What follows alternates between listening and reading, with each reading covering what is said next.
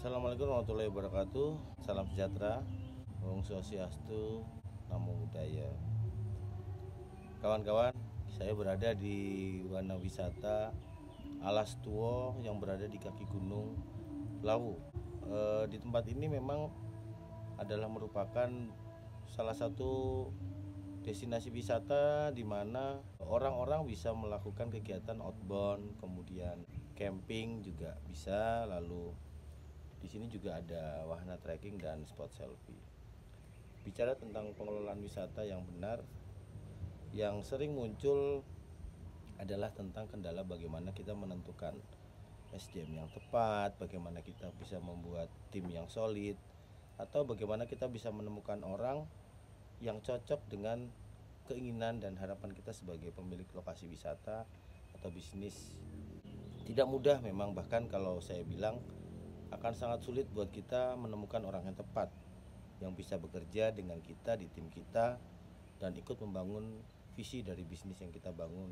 Itu ketika Anda ingin menemukan atau mencari tim yang solid yang Anda bisa ajak bekerja di dalam organisasi Anda, tentunya bukan hal yang mudah, karena mereka-mereka yang siap kerja tentunya sudah memiliki profesi atau bekerja di organisasi yang sudah lebih mapan daripada organisasi yang sedang Anda bangun atau mungkin sedang proses Anda bangun. Ini saya akan menganalogikan bahwa karyawan atau calon pekerja Anda atau yang akan bekerja di organisasi itu seperti sebuah kursi bagus, kursi malas yang ada di rumah Anda.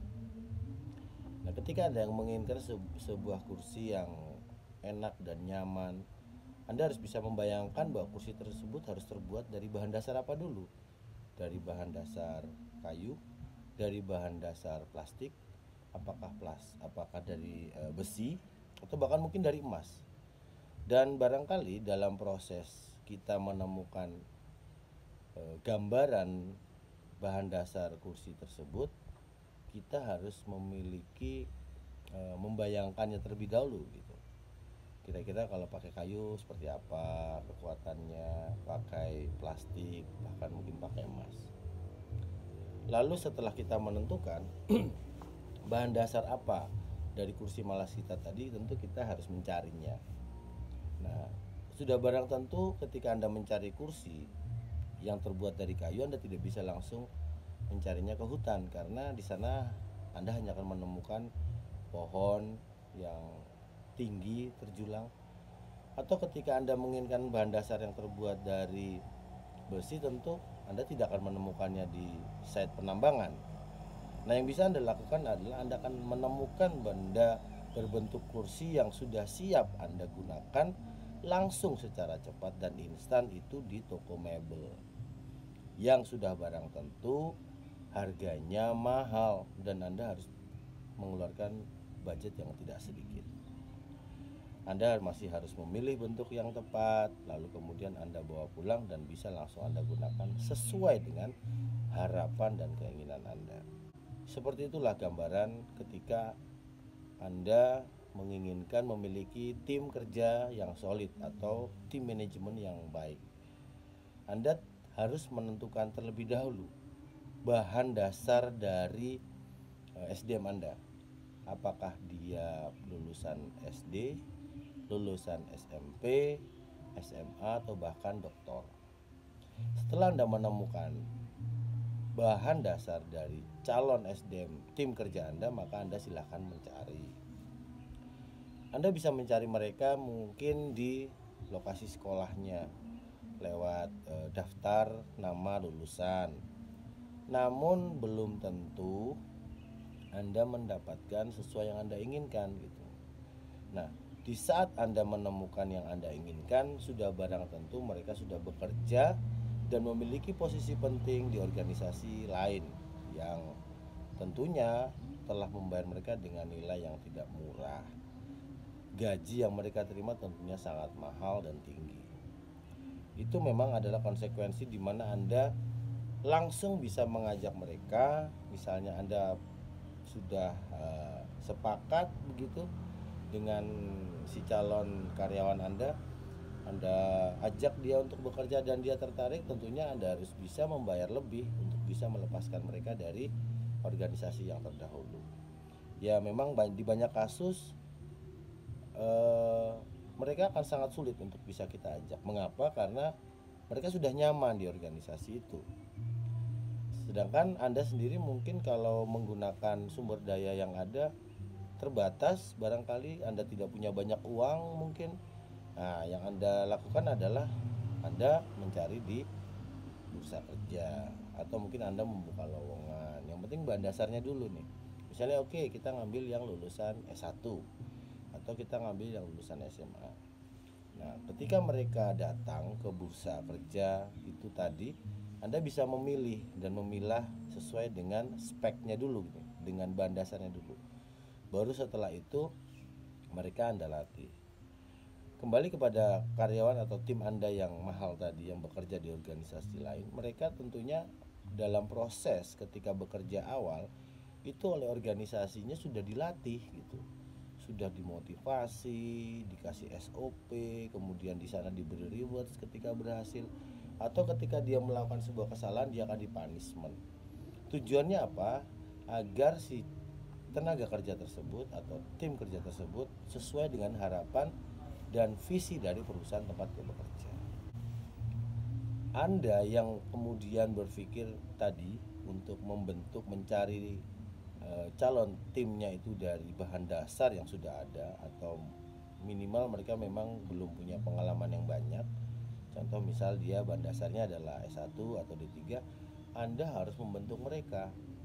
Karena hampir tidak mungkin Anda lakukan eh, langsung mempekerjakan mereka, karena mereka masih berupa bahan dasar ya, ibarat kayu tadi masih berupa gelondongan kayu.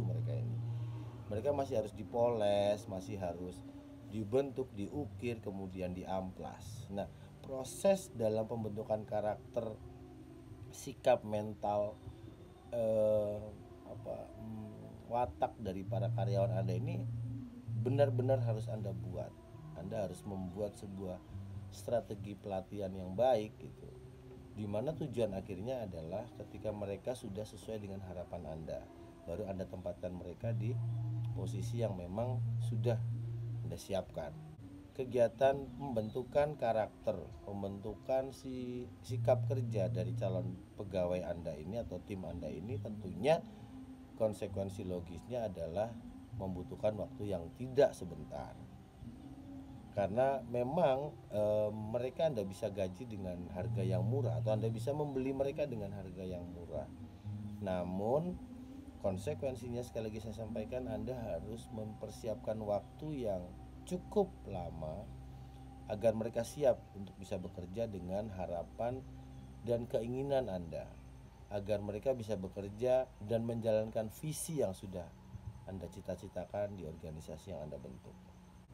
Lewat analogi sederhana yang sudah saya sampaikan tadi kepada panjenengan semua, bisa kita lihat betapa kesulitannya setiap pemilik usaha seperti Anda untuk menemukan orang yang tepat. Bahkan saya seringkali berjumpa dengan beberapa pemilik usaha yang mengatakan, waduh susah sekali cari tenaga kerja yang tepat, waduh susah sekali mencari orang yang bisa dipercaya.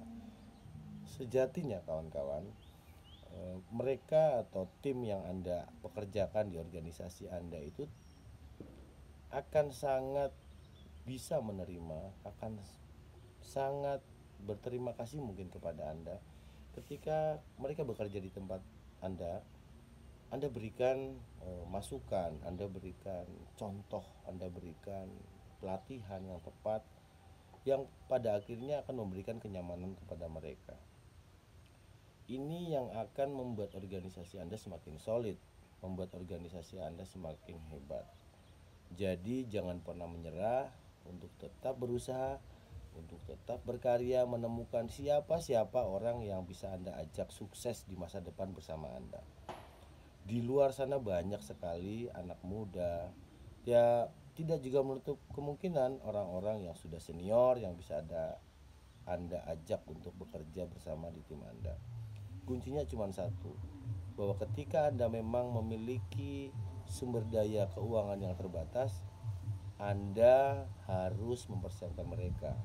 Anda tidak bisa secara simsalabim mereka berubah menjadi orang yang Anda inginkan. Tapi Anda harus benar-benar meng-create mereka, Anda harus benar-benar membentuk mereka, Anda harus benar-benar mempoles mereka, Anda harus benar-benar memberikan warna mereka, Anda benar-benar harus menjaga mereka agar mereka sesuai dengan yang Anda harapkan. Semoga usaha wisata yang Anda bangun, bisnis yang Anda kembangkan itu nanti bisa berhasil di masa depan, dan Anda bisa segera menemukan tim kerja, kawan sejalan yang bisa mencapai visi dan misi organisasi yang Anda bangun. Semoga, dan selamat berkarya. Are you ready?